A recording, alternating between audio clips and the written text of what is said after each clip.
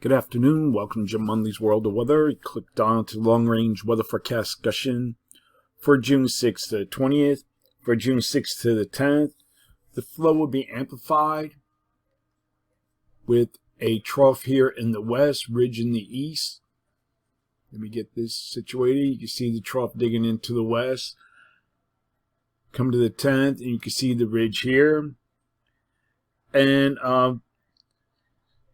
the ridge will cause temperatures to be much above normal from the Great Lakes to the northern plains of the Northeast. And the upper low or trough will be in between across this region here.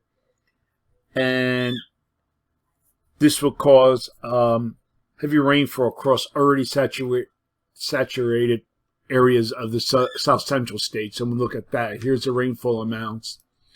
We're going to start here at 6. You see pockets of heavy rain here occurring off the Louisiana coast, moves inland. So any other rain, that additional rain they receive is way too much. You could put it that way. This is GFS. Here's a European. Little more rainfall, especially across Louisiana and to Mississippi. There'll be heavier rainfall. Also, moisture flowing around the western ridge will cause diurnal showers across parts of the southeast and the Appalachians, and the west will see an increase of rain as the trough moves inland. And we'll go to the surface here now. Go to 6th to the 10th, and you can see the rainfall that we're forecasting here. This agrees well with the models. This is Saturday 8 p.m. Then we go to the European deterministics, has a little bit more rainfall. And then European ensembles, even more rainfall, but dissipates as it heads northward. Now, eventually, some of this rainfall will spread into the east, as you can see, but it'll be less intensity and won't be as much. And as I said, the west will see, if we go back to the maps, the west may see an increase in precipitation. And if you look back here, the GFS has a chance to snow in some of the mountainous areas of the northwest as we're in June. Okay, here's the forecast for June 11th to the 15th. And the flow remains generally unchanged. We have our trough here in the west, ridge here in the east. This is to be a southwest flow across the northern states from the west coast into Canada. And the models are pretty good agreement on this. Some more than others. So for this forecast period, I'm calling for below normal temperatures here, and for this region, and I'm calling for anomalies of 4 to 6 degrees below normal.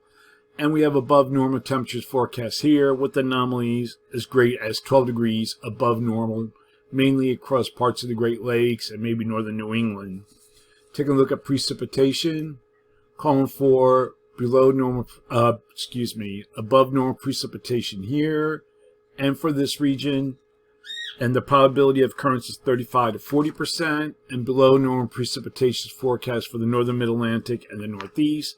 Probability of occurrence is 35%. Now we're going to look at the period for June 16th to the 20th. And the GFS is strongest with this feature in upper low here over the Northeast Pacific or Eastern Pacific. But the other models, what happened to the other models, don't have that.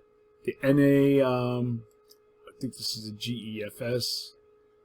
NAEFS has a weaker system, but all in all the models are showing above normal heights across much of the country, except for also the this is European ensemble, has a weak trough here, but I think it's going to be above normal temperatures, similar to this look. So for this forecast period, I'm calling for above normal temperatures for much of this region here, and expected anomalies of up to 12 degrees above normal. That would be especially across the northern Rockies and maybe parts of the northern plains and so forth. And for precipitation, calling for below normal precipitation for this area, and the probability of occurrence is 35 to 45%, and above normal precipitation forecast for this area here, and the probability of occurrence is 35 to 40%. That's the long range weather forecast discussion for June 6th to the 20th.